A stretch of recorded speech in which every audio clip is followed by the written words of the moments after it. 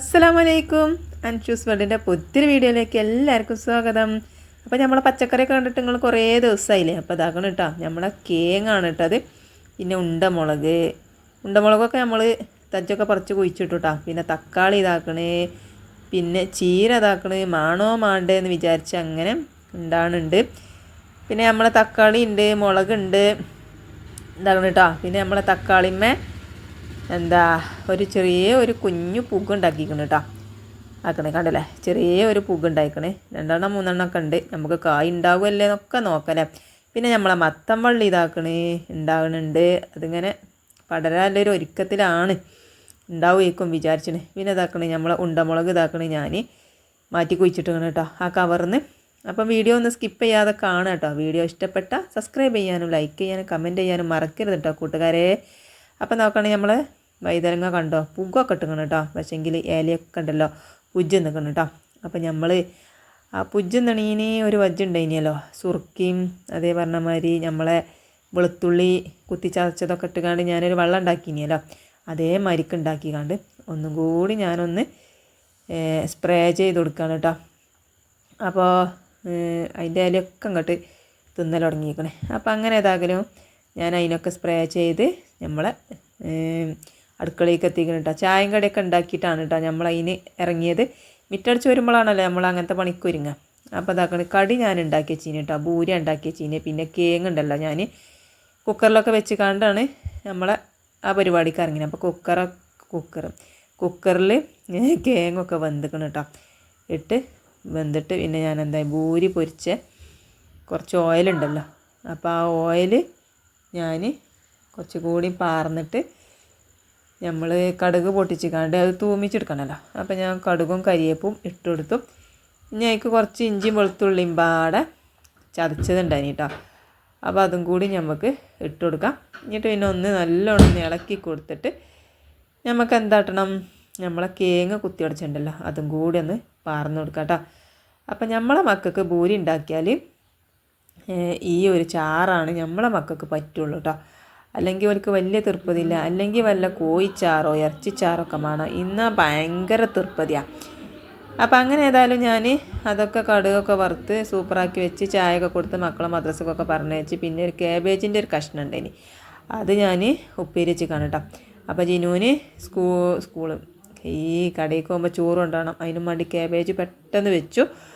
പിന്നെ ഞാൻ കുറച്ച് സോയാബീൻ ഉണ്ടായിന്, ആ സോയാബീന് കുറച്ച് മുളകും പൊടി, മഞ്ഞൾപ്പൊടി, ഉപ്പ്, കുറച്ച് പെരിഞ്ജീരകം ഒക്കെ പാടിട്ട് നല്ലോണം കൂട്ടി കുഴച്ച് പൊരിച്ചെടുക്കാൻ കേട്ടോ. അപ്പം നല്ല അടിപൊളി റെസിപ്പി തന്നെയായിന് കേട്ടോ. സോയാബീനൊക്കെ ഉണ്ടിച്ചെങ്കിൽ ഒന്ന് ഉണ്ടാക്കി കൊടുത്തു നോക്കണ്ടി. മക്കൾക്കൊക്കെ സ്കൂൾക്കൊക്കെ കൊണ്ടുപോകാൻ പറ്റിയൊരു റെസിപ്പിയാണ് കേട്ടോ.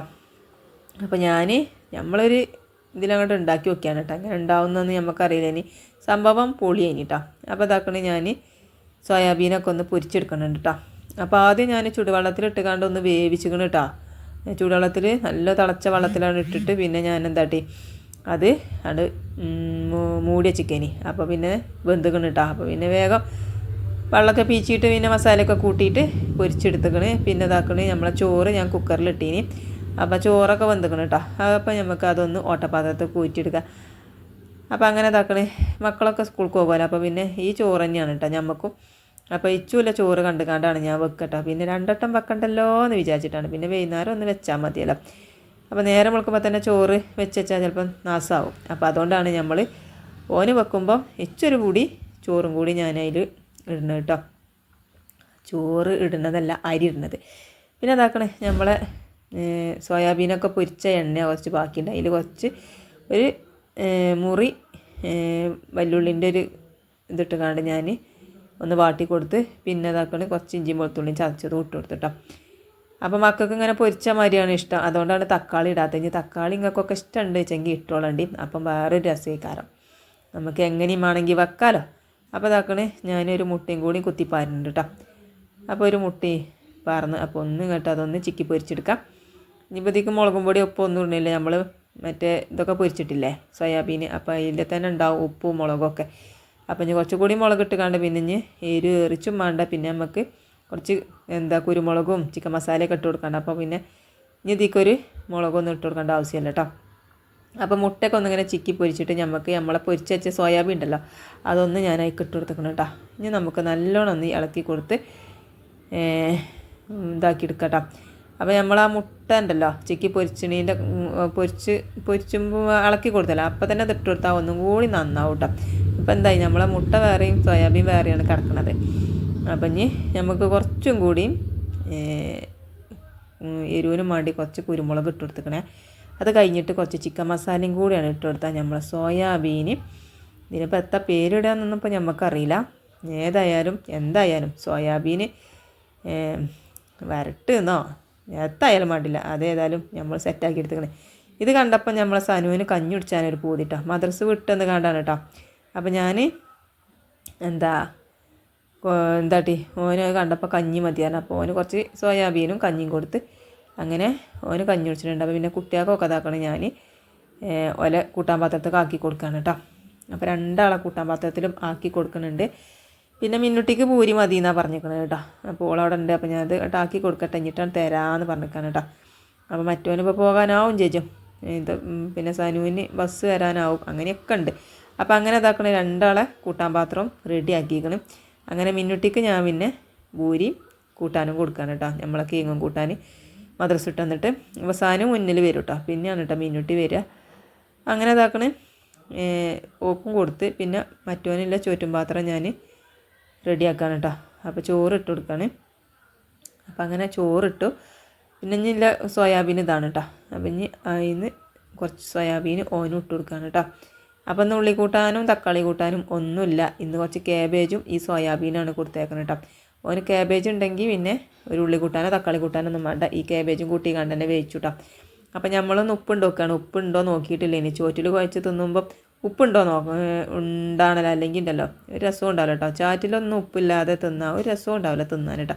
അപ്പോൾ ഞാൻ ഇട്ട് കണ്ട് നല്ലോണം ഒന്ന് പരത്തി കൊടുക്കാൻ കേട്ടോ. അതിൻ്റെ എണ്ണയും ഒക്കെ ഉണ്ടല്ലോ, ആ എണ്ണയും വെക്കും ഒക്കെ എണ്ണയും വെക്കും ഒക്കെ ഒന്ന് തന്നെയാണ് കേട്ടോ. ചോറ്റുകൂടെയൊക്കെ ഇങ്ങോട്ട് പടർന്ന് നിൽക്കുമ്പോൾ നല്ല രസമാണ് കേട്ടോ ചോറ് കഴിച്ചാൽ.